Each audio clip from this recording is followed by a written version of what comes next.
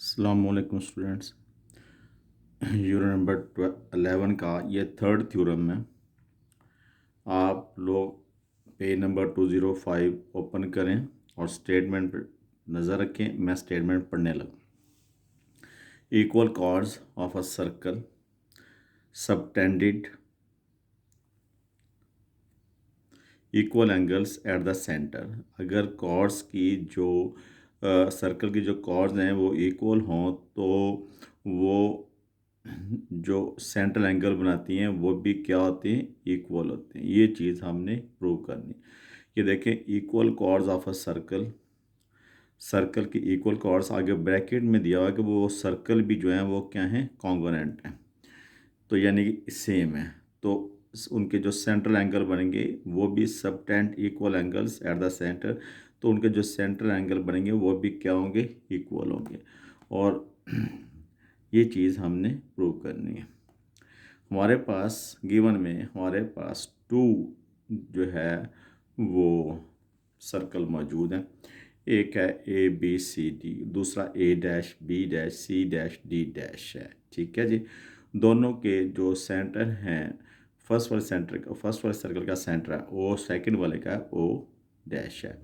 अब equal chords और इनकी जो कॉर्ड्स हैं वो भी क्या है, इक्वल है। यानी कि यहाँ से लेकर यहाँ तक जो डिस्टेंस है, ये वाला जो है ये भी क्या है, इक्वल है। यानी कि ये वाला जो है डिस्टेंस, यानी कि ए सी मेजरमेंट ए सी किसके इक्वल है, measurement A dash C dash के।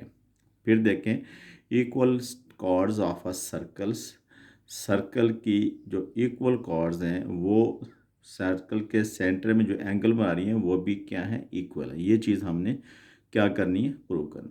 गिवन में हम ये कहते हैं कि A B C D and A dash B dash C dash D जो है वो सर्कल है हमारे पास, और with centre O and O dash. और इसमें मेजरमेंट ए सी जो ये कॉर्ड है वो किसके इक्वल है, measurement A dash C dash के।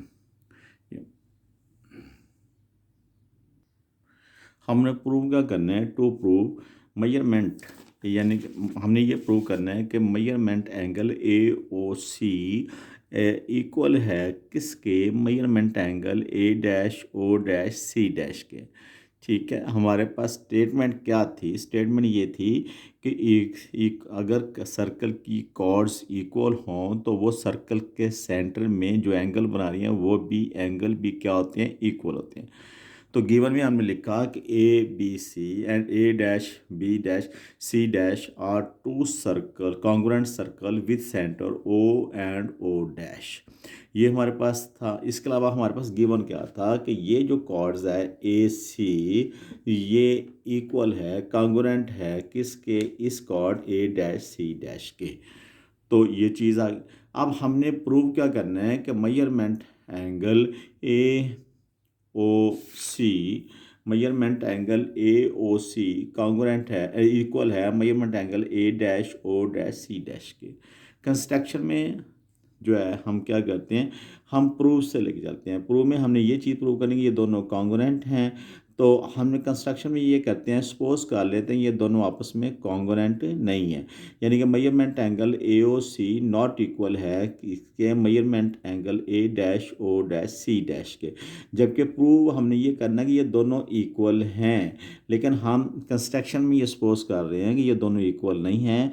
तो ये किसका, ए ओ सी फिर किसके इक्वल है, A dash O dash D dash K. यानी कि जो प्रूव करना है वो प्रूव तो हमने ये करना है कि ए ओ सी जो है वो किसके इक्वल है, A dash O dash C dash K. लेकिन हमने प्रूव करने के लिए चाहे जाहिर है आपको कंस्ट्रक्शन वगैरह भी करनी पड़ती। तो ये देखें, हम कहते हैं कि ये दोनों इक्वल नहीं हैं, बल्कि ये ए ओ सी किसके इक्वल है, A dash O dash D dash के। तो जब हम ये सपोज करते हैं कि A O C A dash O dash D dash K equal है, तो ओ ए फिर किसके इक्वल हो जाता, ओ डैश ए डैश के।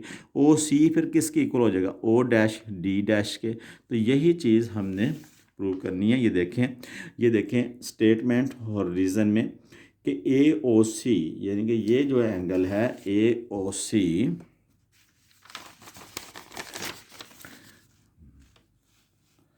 ए ओ सी ये angle A O C congruent at angle A dash O dash D dash के।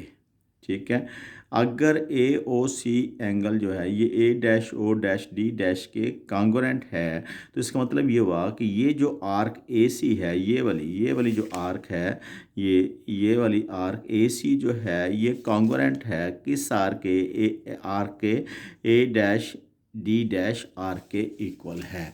अगर हम ये कहते हैं कि A dash A measurement angle A O C जो है कॉन्ग्रुएंट है, इक्वल है या कॉन्ग्रुएंट है A dash O dash D dash के, तो देन ए सी जो आर्क है फिर किसके कॉन्ग्रुएंट हो जाएगी, ए डैश डी डैश के।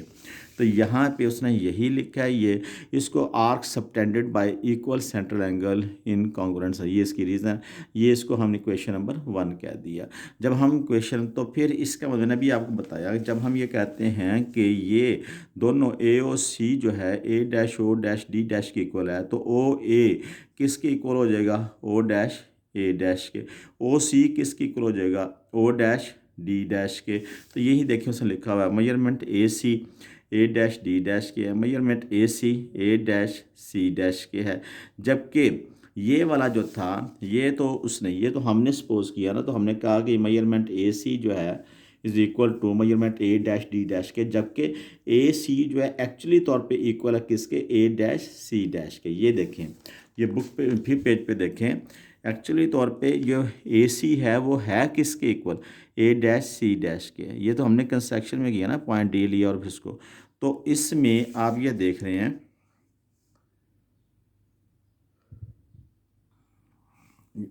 तो इसको हमने क्वेश्चन नंबर 2 कह दिया। जबकि मेजरमेंट ए सी जो किसके इक्वल है, measurement A dash C dash, ये हमारे पास गिवन था।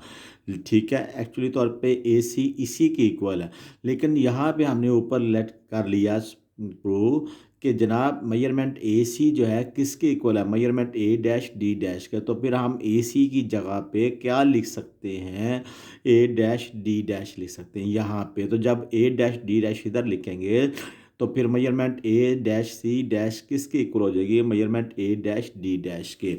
ठीक है जी, तो विच इज़ ओनली पॉसिबल, ये सिर्फ उसी टाइम पॉसिबल होगा if C dash coincide with D dash.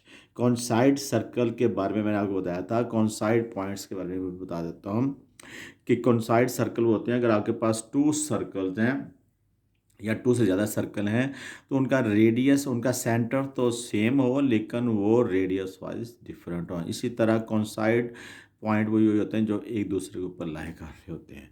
Hence measurement angle A dash O dash C dash is equal to measurement angle A dash O dash D dash होगा।